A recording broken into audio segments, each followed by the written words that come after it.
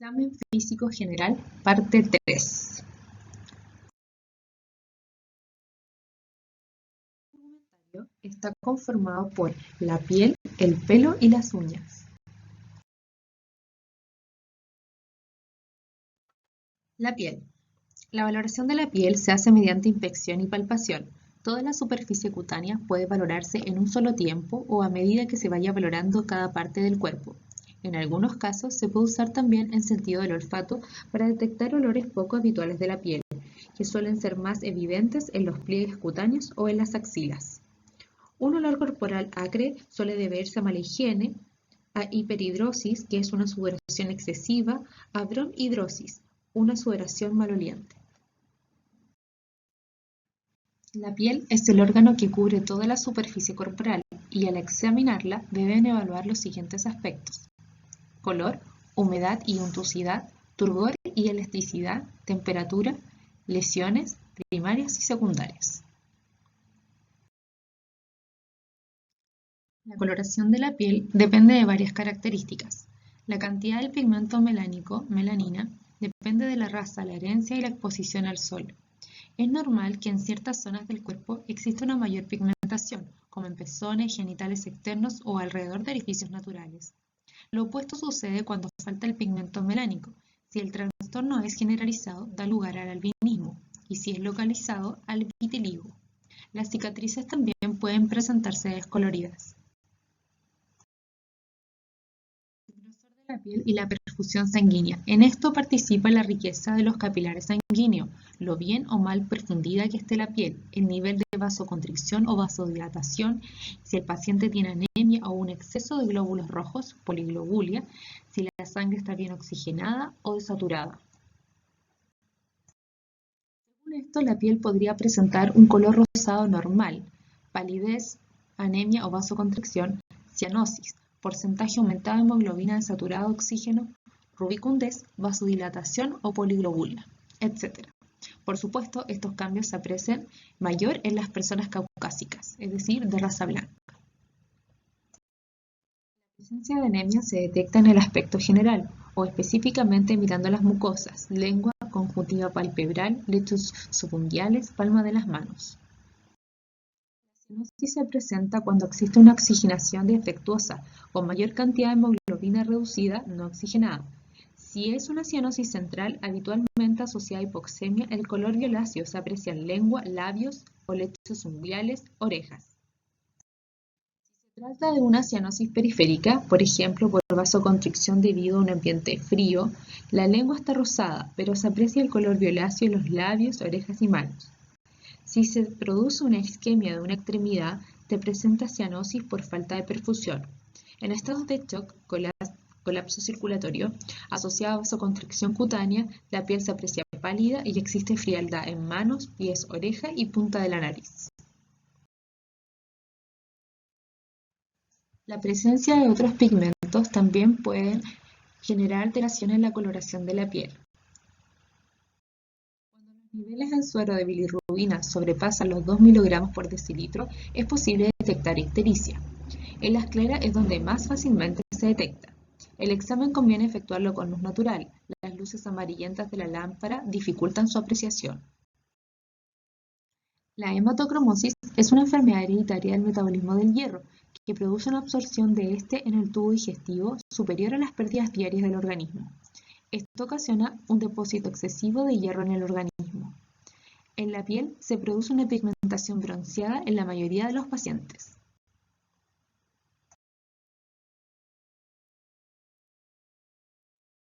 Humedad es una cualidad que depende de la hidratación, la acción de las glándulas sudoríparas, el calor ambiental y el estado neurovegetativo. Adiposidad es la condición oleosa que puede adquirir la piel por efecto de las glándulas sebáceas. Turgor es la resistencia que se aprecia al efectuar un pliegue en la piel, por ejemplo en el antebrazo o bajo la clavícula. Se relaciona con la hidratación de la persona y por lo tanto disminuye en personas deshidratadas, pero también disminuye con los años. La elasticidad se refleja por la rapidez que desaparece un pliegue al soltar la piel. Depende de la cantidad del tejido elástico. Es máxima en los bebés y está muy disminuida en los ancianos. Temperatura. Puede ser normal, aumentada o disminuida y afectar en forma generalizada o en un sector determinado. Aumento sistémico de temperatura. Hipotermia, disminución sistemática de la temperatura bajo los límites de normalidad. Aumento localizado de la temperatura, habitualmente por una inflamación, o puede haber una disminución localizada de la temperatura debido a fenómenos regionales, por ejemplo, mala circulación distal por vasoconstricción o una isquemia localizada. El edema es la presencia de un exceso de líquido intersticial. La zona parece tumefacta, brillante y tensa y tiende a blanquear el color de la piel, o si va acompañado de inflamación, a enrojecerla. El edema generalizado suele ser un signo de alteración de la circulación venosa, aunque en algunos casos se debe a una disfunción cardíaca o anomalías venosas.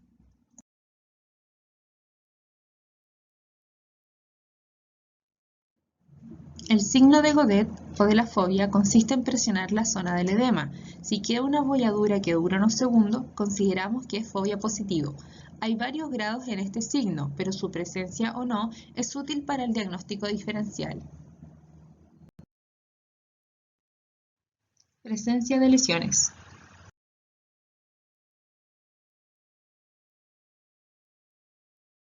Una lesión cutánea es una alteración del aspecto normal de la piel del paciente. Las lesiones cutáneas primarias son las que aparecen inicialmente como respuesta a algún cambio del ambiente externo o interno de la piel. Las lesiones cutáneas secundarias son las que no aparecen desde el principio, sino que lo hacen como consecuencia de las modificaciones de la lesión primaria producidas por la cronicidad, los traumatismos o las infecciones. Por ejemplo, una vesícula o una ampolla, lesión primaria, puede romperse y provocar una erosión, lesión secundaria.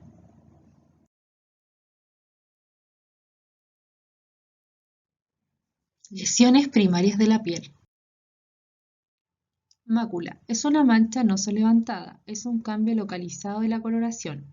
El color dependerá del mecanismo involucrado. Depósito de hemoglobina, café amarillento. Depósito de melanina, café negruzco azulado. Por vasodilatación, enrojecido.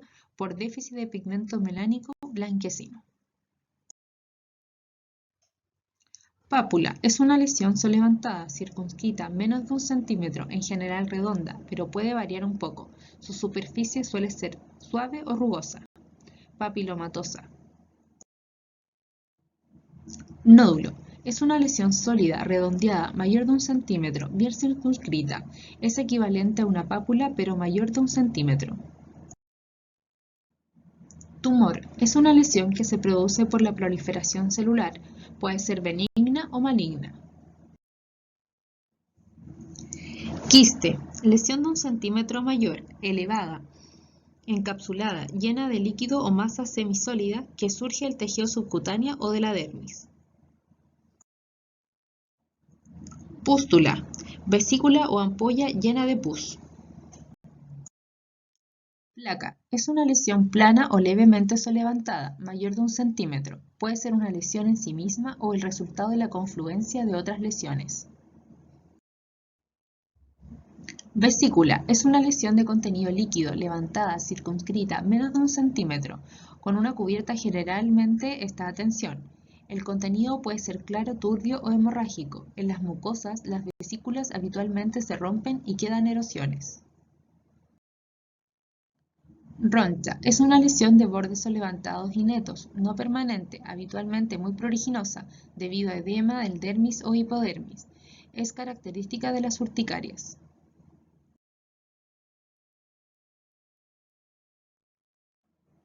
Atrofia. Una superficie cutánea translúcida, semejante a papel, a veces arrugada, que se debe al adelgazamiento o al desgaste de la piel debido a la pérdida del colágeno y elastina. Ejemplo, estrías, piel envejecida. Erosión. Pérdida de la epidermis superficial que produce una depresión poco profunda y húmeda. Como las erosiones no se extienden a la dermis, se curan sin dejar cicatriz. Liquenización. área de la epidermis rugosa, engrosada y endurecida, producida por una irritación crónica, como el rascado o el roce. Ejemplo, dermatitis crónica. Escamas, fragmentos de tejido cutáneo queratinizado, de aspecto graso que se desprenden. El color puede ser blanco, gris o plateado. La textura puede variar entre fina y gruesa. Ejemplos, piel seca, caspa, psoriasis. Costra, sangre seca, suero o pus que queda sobre la superficie cutánea cuando se rompe una vesícula o una ampolla. Puede ser de color pardo rojizo o amarillo. Úlcera, área de pérdida cutánea profunda y de forma irregular que se extiende a la dermis o al tejido subcutáneo. Puede sangrar y es posible que deje una cicatriz.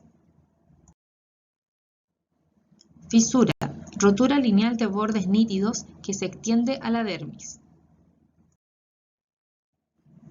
Cicatriz, área plana e irregular del tejido conjuntivo que persiste tras la curación de una lesión o una herida.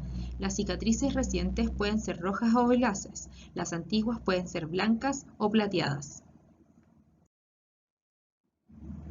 Queloide, área de tejido cicatricial excesivo, elevadas, irregular y de color oscuro, que se debe a una formación excesiva de colágeno durante la cicatrización. Se extiende sobrepasando el lugar de la lesión original.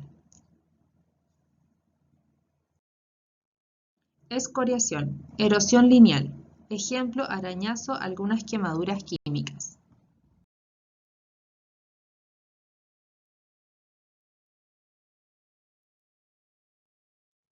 El pelo. La valoración del pelo del paciente se hace mediante la inspección, teniendo en cuenta las modificaciones debidas al desarrollo y las diferencias étnicas y la determinación de las prácticas individuales del cuidado del pelo y de los factores que influyen en ella. Gran parte de la información sobre el pelo puede obtenerse interrogando al paciente. El pelo normal es elástico y de distribución uniforme. En las personas con graves deficiencias proteicas, el color del pelo se apaga y aparece rojizo o blanquecino y con una textura grosera y seca. Algunos tratamientos producen alopecia, pérdida del pelo, y determinadas enfermedades afectan al grosor del pelo. Por ejemplo, en el hipotiroidismo, el pelo puede ser más delgado y frágil. Debemos inspeccionar la uniformidad del crecimiento en el cuero cabelludo, la inspección del grosor o delgadez del pelo, la inspección de la textura y la cantidad de grasa del pelo. Además, debemos observar la presencia de infecciones o infestaciones, separando el pelo en varias zonas y comprobando las áreas detrás de las orejas y a lo largo de la línea de implantación del pelo en el cuello.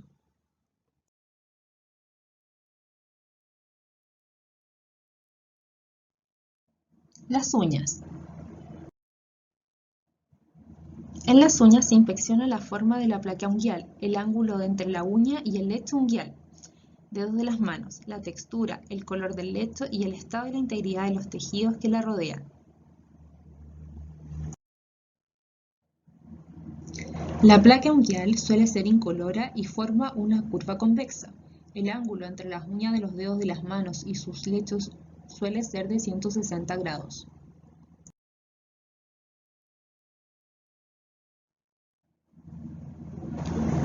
Una anomalía de la uña es la forma en cuchara, en la que la uña se curva hacia arriba desde el lecho unguial. Este cuadro, llamado coilonychia, puede verse en pacientes con anemia ferropénica. El hipocratismo digital consiste en la ampliación del ángulo entre la uña y el lecho a 180 grados o más. Puede deberse a una prolongada falta de oxígeno. La textura normal de la uña es lisa. En los ancianos, en situaciones de mala circulación o en relación con infecciones fúngicas crónicas, puede encontrarse uñas de grosor excesivo. Unas uñas demasiado delgadas o con surcos o arrugas pueden ser un signo de anemia ferropénica prolongada. Las líneas de Beauce son depresiones horizontales en las líneas causadas por lesiones o enfermedades graves. El lecho unguial está muy vascularizado, característica a la que se debe su color. Un tono azulado o violáceo del lecho unguial puede deberse a cianosis, mientras que la palidez indica una pálida circulación arterial. Si el paciente refiere antecedentes de hongo en las uñas, onicomicosis, puede estar indicada una consulta con un podólogo o un dermatólogo para que traten la micosis de la uña. Los síntomas de la micosis unguial son fragilidad, alteración del color, engrosamiento, distorsión de la forma, desmenuzamiento y aflojamiento, separación de la uña.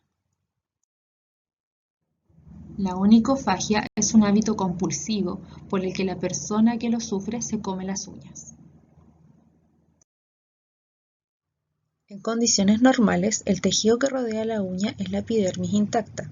La paronychia es una inflamación de los tejidos adyacentes a la uña, cuadro a menudo conocido como uña encamada. El tejido parece inflamado, tumefacto y doloroso a la palpación.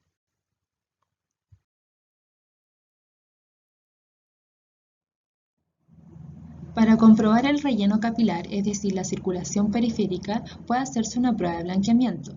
En condiciones normales, los capilares del lecho unguial se blanquean cuando se presionan sobre la uña, pero recuperan rápidamente el color rosa o su color habitual cuando se libera la presión. Un relleno capilar lento puede indicar problemas circulatorios.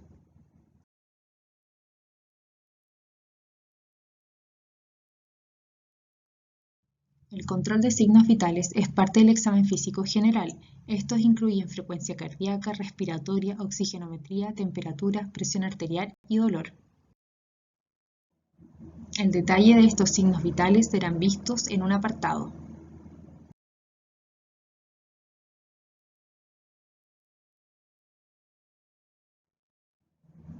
Para tener en cuenta, comparar ambos lados del cuerpo para ver la simetría.